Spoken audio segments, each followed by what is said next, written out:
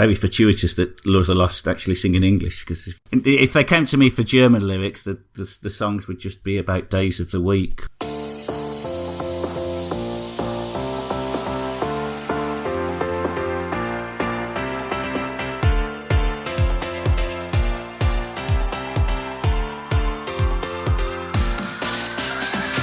Hello and welcome to the EuroWhat, episode 198 for the week of June 5th, 2023. We are a pair of Americans trying to make sense of the Eurovision Song Contest. I'm Mike McComb, and this is my co-host, Ben Smith. Hey, Ben. Hey, Mike. And today we have a special guest, Blood and Glitter songwriter Anthony J. Brown. Hey, Anthony. Hello. Pleasure to be here. Welcome to the show. Blood and glitter, sweet and bitter, we're so happy we could die. Blood and glitter, sweet and bitter, we're so happy we could die. Blood and glitter, saint and sinner, we do fall before we rise. Now go, let your blood flow, with broken wings we learn to fly.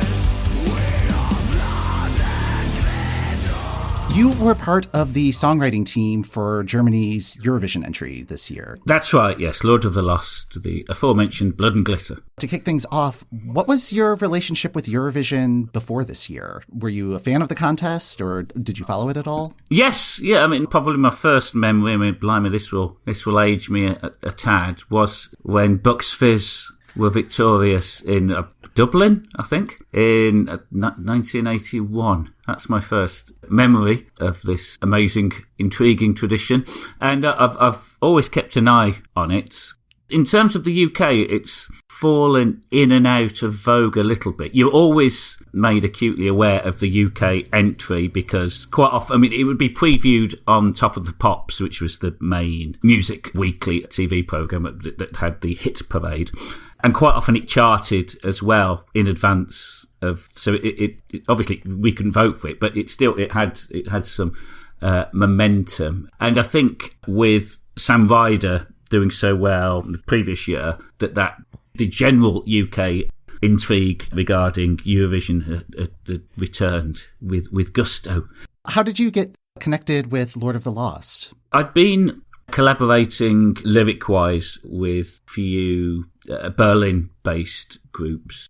And a friend of mine, Marty Kasperzak, what a lovely name, I just enjoy saying it, was working for a record label at the time, a Berlin-based one called Out of Line, and I asked him if he might possibly know of some acts on his label who might be interested in some form of collaboration, and he thought of Lord of the Lost and the front person, Chris Harms, straight away, because he collaborates with all sorts of bands and he does production as well. And we exchanged a couple of emails, Chris and I, and it was a fairly swift simpatico. It was lovely, and that was 2015 when we were first in contact. Blood and Glitter, the album that it was on, came out toward the end of last year. I guess kind of getting into the songwriting process of it. How did the song come about? From Chris, ultimately, the idea, the title, etc. He'd had that for a good few months because it's taken the title. It's from a collection of photos, a book by Smith Rock, this iconic 1970s photographer who'd taken loads of pictures of Bowie and Lou Reed. He took the photo of Lou Reed's Transformer cover. And anyway, yes, he had a compilation book out called Blood and Glitter, and that's where Chris first came across the title and was rather surprised to find that no one had written a song that he could see with that title, because obviously it's a very evocative. It's a very visual title. Yes, indeed. And they are a very visual band, so that seemed this wonderful self-fulfilling possibility. So yeah, he came up with the title and we sort of took it from there. As a songwriter and as someone who it sounds like works in collaboration a lot, how do you find your voice changes depending on the act you're writing with? For me, it's more of a subconscious thing that I like to think of. I have the capacity to, because I do collaborate with people across a fairly broad spectrum, but I don't put myself into a deliberate mindset, I don't think. I just think I'm able to ascertain what will work for a specific song and a specific voice. So I don't sit down and think resolutely about what the person I'm collaborating with. It comes more organically than that. Speaking as someone who does a lot of their writing collaboratively, like whether it's this show with Mike and I or in other things I've written, like I always love how working together as a group, you kind of push an idea further than either of the individuals maybe would have on their own. Oh, yes. Yeah, I completely agree with that. And Chris Harms, the Lord of the Lost, well, the fulcrum of the group, frankly. He's particularly adept at coming up with sort of snappy, soundbiting, memorable titles and interesting themes for a song. And he says himself that on occasion, developing that idea from there is less his natural instinct. And so on occasion, that's where that I would come in. But it's good because you're absolutely right, Ben, in that I get taken somewhere where maybe I wouldn't have thought of myself in terms of a theme for a song. So was Eurovision part of the plan with this collaboration, or was that something that happened after the fact? No, in terms of the last three albums, all had strong, self-contained sort of concepts within them, a thread that fit across the whole collection of songs for those albums. Whereas with this album, it was a different approach where that wasn't going to be the case. And part of that was the idea of thinking of writing 2 or 3 songs that would potentially fit within that Eurovision idiom, and thinking of them in terms of the dynamic of the song and also in terms of the dynamic of the actual potential performance of that song at the ESC, and regarding what sort of lyrical themes might pertain to a song that was deemed suitable for Eurovision. So there were 2 or 3 songs on the Blood and Glitter album that were approached in that way.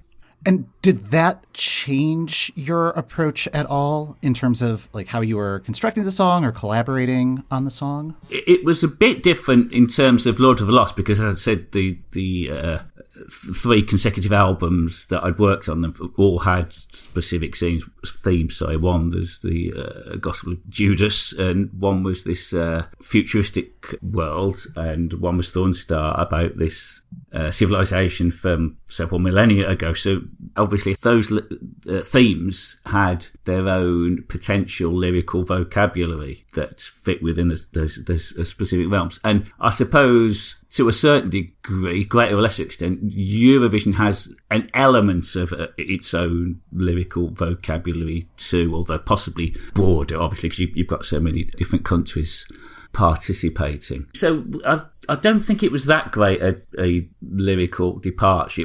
I didn't have to adopt a completely different mindset or anything for the 3 songs. You want to write something that's maybe a wider audience than usual, but also you want to stay true to the core of the band. Yes, indeed. And as the band Lord of the Lost are really quite versatile and forward-thinking in that no 2 albums of theirs sound the same. There'll be basic tenets that I suppose continue, motifs, but they'll put a greater emphasis on, say, keyboards for one album. They're very eclectic, which I think gives the music an extra dimension.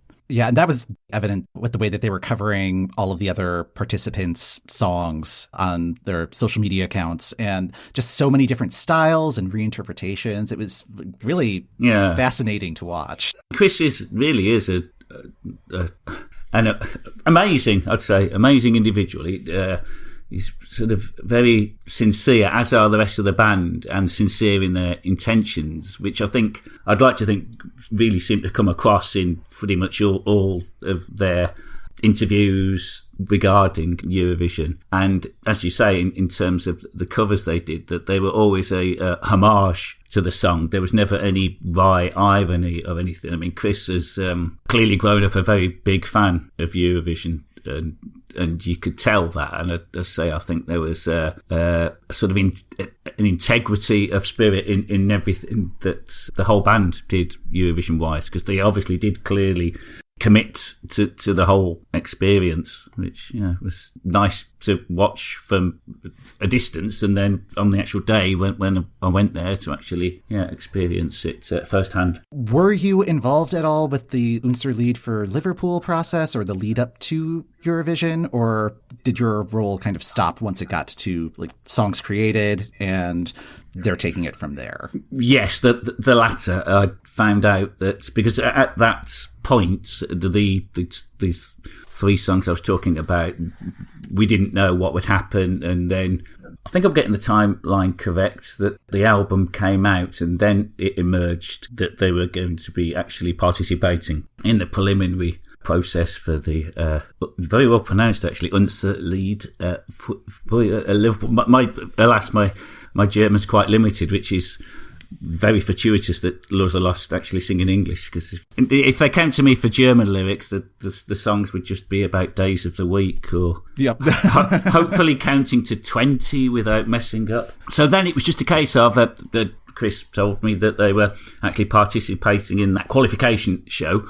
And I was, because I do comedy. I was at a comedy gig in Doncaster, which is just in the north of England, and I was trying to refresh my my phone in the back of someone's car to see what the results were, and because it scored about middling in terms of the panel of judges. I'd got that information in the car, but it took ages and ages to refresh. At which point I'd resigned myself to maybe this little Eurovision adventure is ending here. But then actually I got a message from a very dear Berlin friend of mine who's actually in both Scream Silence and Whispering Sea, a chap called Robert Klaus, who sent me a photo from the celebrations that they'd just won. So that was how I found out, which was a nice way to find out, actually. Absolutely. Oh, that's so great. As a songwriter and somebody who actually works in the music industry, how do you watch Eurovision? We watch it as fans and TV consumers, and it's a television program, but with having the professional expertise, are you also watching it just as a TV show, or are you like listening to the songs in a way which is like, oh, I would have done this, I would have done that? Quite often the first thing I'm listening to is the lyrics, and whether in the first verse I'm interested. Obviously it needs to be, if it's an interesting lyric, it still needs the musical setting to be appealing as well, because it limits the impact if it's a wonderful lyric but the actual music's a repetitive dirge. But it does tend to be the lyrics and the delivery of the singer as well there, and whether the words fit the delivery, as it were, whether it feels true. I've always been intrigued by it. I mean, quite often, because of comedy commitments, I'm quite often gigging away, so when that happens, avoid the result and just watch it when I'm back. Yeah. But I must confess, occasionally in that watching, I don't necessarily watch all of the songs to their completion. I might fast forward a little bit. But that said, in terms of this year's 2023, I wouldn't have been doing a great deal of fast forwarding. Actually, I was taken with the vast majority of the songs. Yeah, and with this year's contest, were you in Liverpool as well? I was just amazed at the level of what was going on in Liverpool. Like, were you able to be there? What was your experience like? Yes, it was a long experience. One, primarily because there was a strike, industrial action on the rail networks, which I wholeheartedly support. I've no problem with that. They should get themselves a better deal, because they deserve it. But it did mean when I realised that I had to opt for a plan B, because I don't drive, so I'm completely at the mercy of the various travel networks. So I booked myself on a coach, but it meant I had to get a coach at 5:45 a.m, which is a bit of a challenge. Which took me to Leeds. So that was about an hour. Then I had to wait in Leeds for an hour and 45 minutes. And got to Liverpool at 11, so it took 5.5 hours all in. But there was a moment on that coach, actually, where we stopped at Manchester, and a chap got on quite short hair, white T-shirts, green bomber jacket, jeans, and with a Union Jack flag. And for a second I thought, oh no, there must be some big football match that I didn't know about. There's going to be a load of football hooligans singing, and oh blimey, I hope he doesn't sit next to me. But he did sit next to me, and I thought, well, maybe best to diffuse any potentially confrontational situation by chatting to him. But no, he was on his way to Eurovision. Yes, a lovely chap called Aaron from Barnsley, whose husband was sat just over from us. Yeah, we had a lovely chat with him. A very nice fella. But that was part of the experience for me, in that at the arena, whether mixing any dealings with any of the staff there or any of the acts or any of the audience, everybody was just really nice and in a really upbeat, talkative mood. And it didn't matter that everyone had their own factions and their flags and whoever they were supporting. I mean, it was an amazing atmosphere. It was like being at a football or bracket soccer. I know that's what you call it. It was like being at it was like being at we'll use that word reluctantly, soccer match where there weren't any for want of a better term, everyone was just, and it was. I mean, this might come across as overly optimistic, but it was almost a glimpse of a parallel world where everyone greets each other in a friendly, approachable way, and you can be supporting something, but it's not in any confrontational manner. It's not derogatory to the person who stood 3 people away from you, who might be supporting Italy or wherever. There wasn't that faction. It was still, everyone was there to enjoy themselves. They were hoping their country were going to reign victorious, but in so doing, everybody wanted every act to do really well. You could really feel that. And yeah, that was, maybe every day should be Eurovision. Yeah, it is such an electric atmosphere in the arena. I got there about midday and watched it to the actual arena. And I met, for the first time, actually, a chap called Rupert Keplinger, who co-wrote the song as well, because he's not in the band. He's a songwriter in his own right, and also in a few bands. And it was nice, because I've collaborated with him, but only remotely previously. So it was lovely to meet him. And then we went in and watched the 1 o'clock show, which was the whole show, a dress rehearsal, as it were. But I think it was for an audience. I think it was for people with their children. So much of what I enjoyed is just like talking about meeting someone that you've collaborated with, but haven't actually met in person, was just like meeting up with a bunch of people we have either interacted with on Twitter or had on the show, but are based in different countries, and just be like, hello, we are in the same physical space. Isn't this great? Yeah, no, brilliant. And for a common cause that's a righteous, noble, lovely one. Yeah, it was beautiful for that. One of the songs this year was Austria's entry, Who the Hell is Edgar? Yes. Talking about songwriters and that they're not getting as much attention as they should, and also just, it's not a great time in the music industry for anybody, but particularly the songwriters. Yes. And Did you have a particularly strong response to that entry? As mentioned, Rupert, who collaborated on Political as well, is from Austria. And so I sat with him, and it was the first song as well, wasn't it? So we were both sat there, and he pointed out, well, this is from my country. And I'd not heard it previously. I'd heard a few songs, but I didn't want to immerse myself too much, because I quite like the idea of seeing them for the first time in the flesh, as it were. And yeah, I was really, really impressed with it, really enjoyed it. I mean, even if it had just been solely reliant on that ridiculously catchy earworm po po po po po po line, that in itself, I mean, they could have milked that for nearly the whole 3 minutes. But no, the fact that it did have a really superb sort of lyrical conceit of somebody being possessed by the spirit of Edgar Allan Poe. Because obviously you wouldn't normally think of Edgar Allan Poe as being prime Eurovision reference points. And yeah, I thought it was fantastic, and I loved the line gas station champagne. I think that's lovely. That's the sort of image that I would look to stick in a song, because I just think it's really sort of evocative. I like that kind of dichotomy. A bit sort of blood and glittery, I suppose, but gas station and champagne. And yeah, the fact that they made a hook out of the 0.003 royalty that you get from a Spotify play. It was an act of slightly twisted genius, but it needed saying, and it was quite invigorating seeing in the performance of it how the 0.003 was very much writ large on the screen. I had a bit of a chat with Taya and Selena, just told them that I thought it was a great song, which they seemed quite pleased with. As obviously I've never met them before, but yeah, I thought it was a great song, and yeah, they delivered it really well. I thought the whole delivery of it, I think, it was brilliant. It was sort of semi deadpan magnificence. Yeah, loved it. How did you feel about how things shook out with the scores this year? Well, it was, in terms of in the arena, it was obvious that Carrier had captured the zeitgeist, and then some.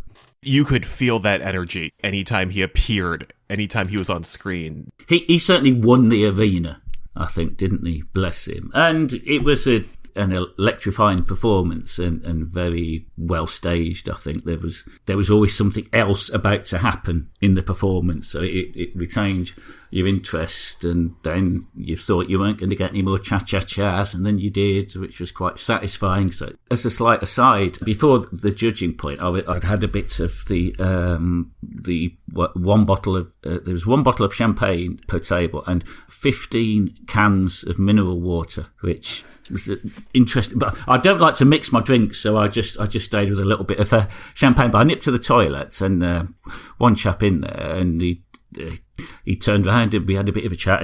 Very sweet chap, and he was complimenting me on my apparel, my sartorial choices. It was quite sweet. Oh, I like your suit and I like your hat and everything. And so I asked him, "Oh, what are you here for?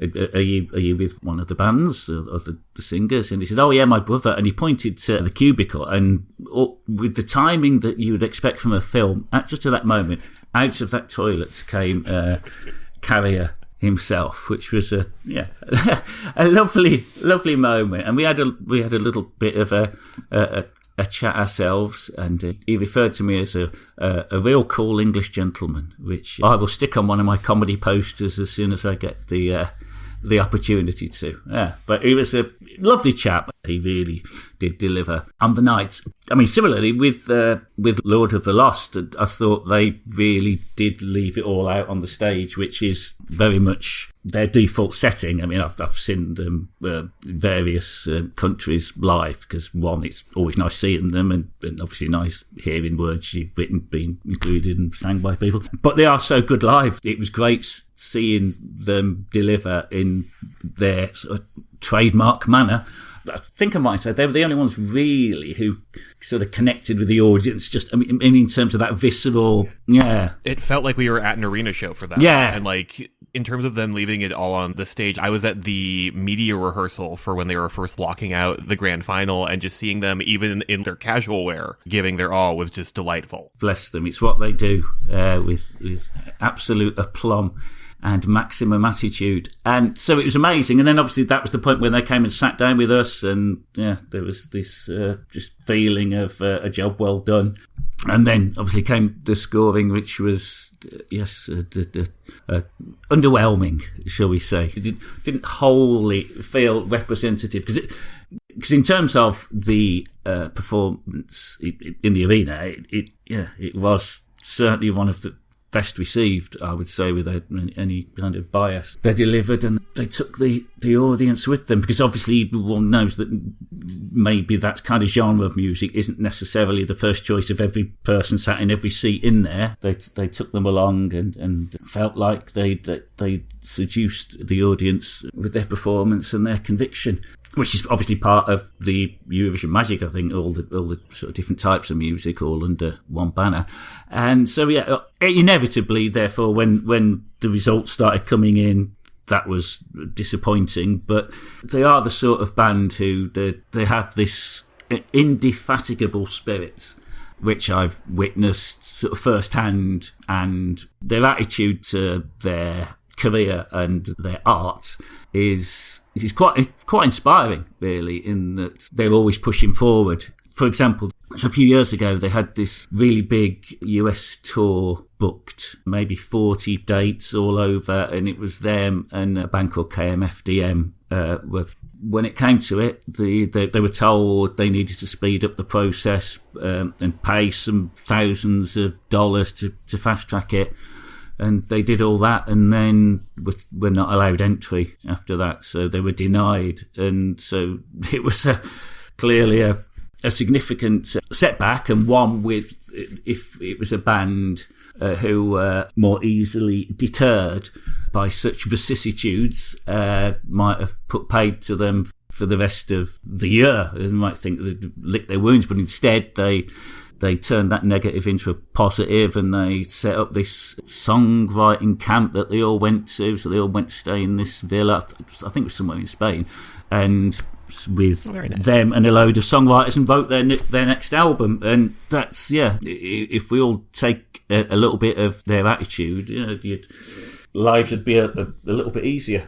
So, as I say, to go back to the scoring thing, obviously it wasn't what was expected, but there's such an attitude of pushing forward and a really good sense of humour as well. So it wasn't like it immediately felt like a morgue in the aftermath of it, in the sort of backstage dressing room area. But it wasn't what was, I think it's fair to say, it wasn't entirely what was anticipated.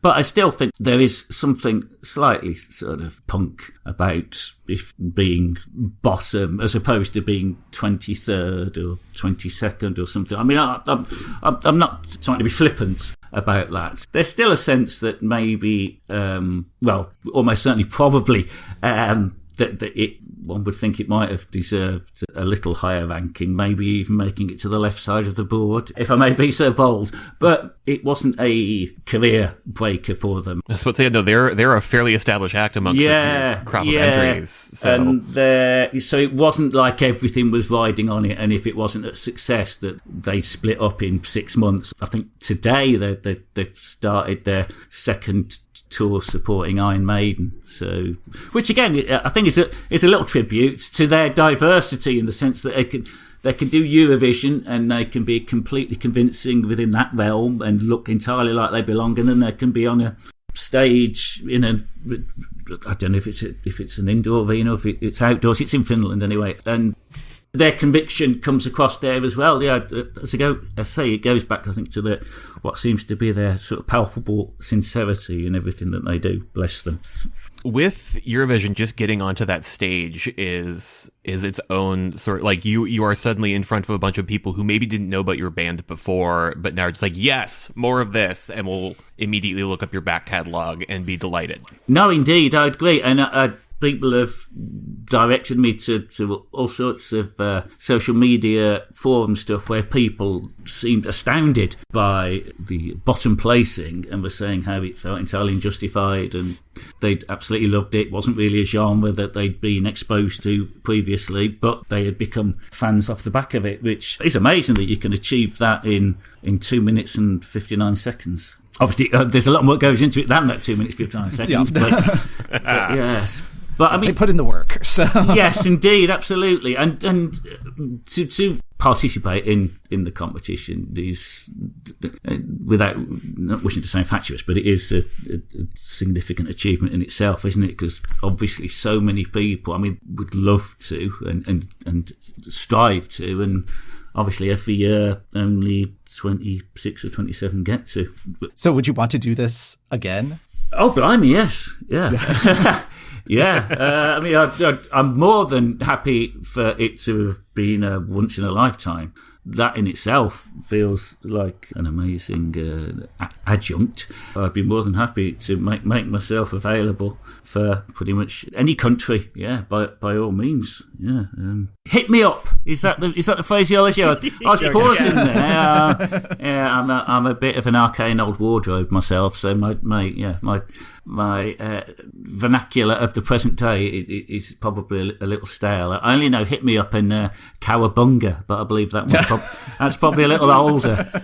isn't it? Yes. Thank you so much for joining us and sharing your stories about your experience at Eurovision this year. This was just fascinating to hear. Yes. Well, thank you. It's been an absolute pleasure. Really enjoyed the chats, you chaps. And yes, keep on supporting Eurovision, and because obviously every year it's a new adventure for you, isn't it? We joke that we never have a normal year. We never have like a normal Eurovision. There's always something to make it different, which is lovely. My one regret was I didn't really have time to partake in all of that, unfortunately, just because I was heading to the venue and I watched the first dress rehearsal show. But just walking through the city centre towards the venue, it was all encompassing, wasn't it? And again, everybody seemed in a really good mood. I mean, it probably helped. It was a beautiful day, but everybody there just seemed like there's spirits were lifted just a little, which is the wonderful thing to have witnessed and to have been a tiny little part of. And I did really like some of the songs as well. I mean, as mentioned, the Austria one, I really loved that. But I really like the Estonian one as well. Alika Bridges, that one, I must admit, got me a little teary. I just think it's a really fantastic song. And it was brilliant to be able to watch it twice live at the two events that day. And yes, both times there was a bit of a moistening of the iris, if that is the correct. I don't know.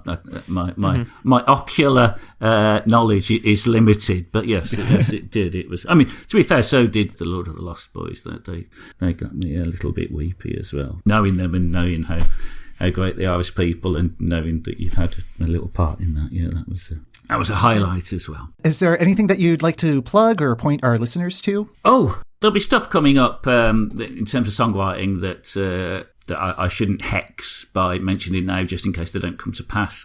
But I'm in a couple of bands, for want of a term, myself. I'm in one called Hungarian Lanterns. That's a Sheffield-based guitar 4-piece. It's my sort of songs, and I'm the singer.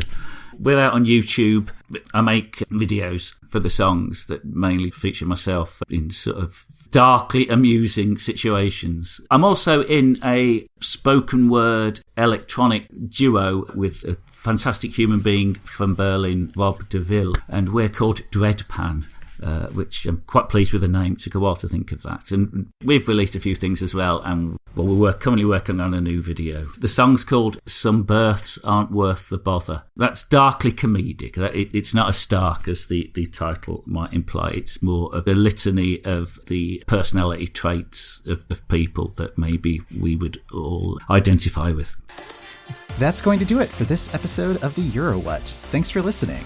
The Euro What podcast is hosted by Mike McComb, that's me, and Ben Smith. That's me. You can find show notes, our socials, and all the info you need about Eurovision 2023 on our website at eurowhat.com. If you'd like to help support the show and access a ton of bonus content, head on over to patreon.com/eurowhat. Next time on the Euro What, we catch up on all the news that's piled up since the end of the 2023 Eurovision Song Contest